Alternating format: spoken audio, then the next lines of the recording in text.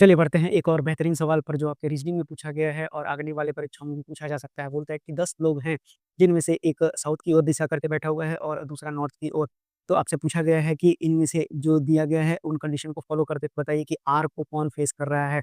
चलिए बढ़ते हैं। तो मैं जब भी आपको सवाल बताता हूँ तो मैंने आपको बताया कि हमेशा 2 कंडीशन एक साथ लेके चलते हैं, ताकि एक गलत भी हो जाए बीच में तो एक जो है कंटिन्यू रहेगा। उसके बाद हम पॉसिबिलिटी बनाते चले जाएँगे तो हमारा सवाल जो है जल्दी बनेगा। तो देखिए मैंने आपके लिए सब कुछ लिख दिया है, ये साउथ वाला है, ये नॉर्थ वाला है।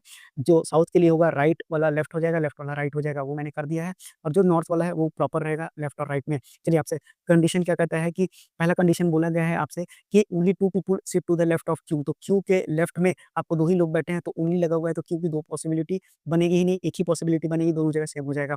बोलता है कि आपको J faces N immediate neighbour of Q. तो J faces N immediate neighbour of Q का मतलब क्या हो गया? तो क्यू के 2 इमीडिएट नेबर हो सकते हैं, एक इधर और एक इधर। उसको कौन फेस कर रहा है? तो जे यहाँ पर और जे यहाँ पर। तो एक कंडीशन में मैं जे यहाँ बैठा देता हूँ और दूसरी कंडीशन में मैं जे को यहाँ पर बैठा देता हूँ।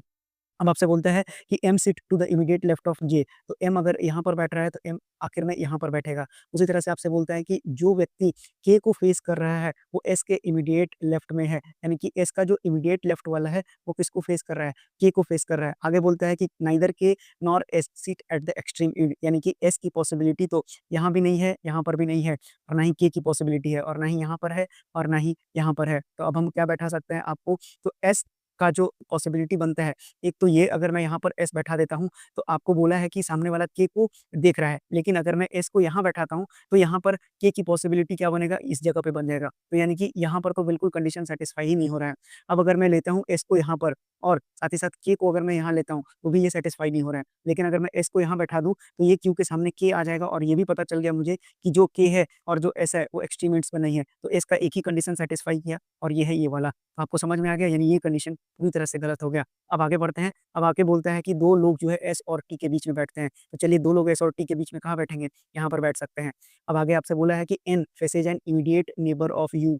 तो यू का जो इमीडिएट नेबर है, वो किसको फेस कर रहा है? एन को फेस कर रहा है। तो यू का इमीडिएट नेबर एन को फेस कर रहा है, यही एक पॉसिबिलिटी यहाँ पर बन रहा है। तो ऊपर में जो आपको छूट रहा है, उसको लिख दीजिए, यानी कि एल यहाँ पर मिसिंग है और अगर नीचे वाले में देखेंगे तो आपको क्या मिसिंग दिख रहा है? तो क्यू आर, तो आर मिसिंग दिख रहा है। आपसे पूछा भी गया है कि आर को कौन फेस कर रहा है? तो आर और एम आमने-सामने हैं, यानी इस सवाल का उत्तर क्या हो जाएगा आपका? ऑप्शन नंबर ए बिल्कुल सही जवाब है।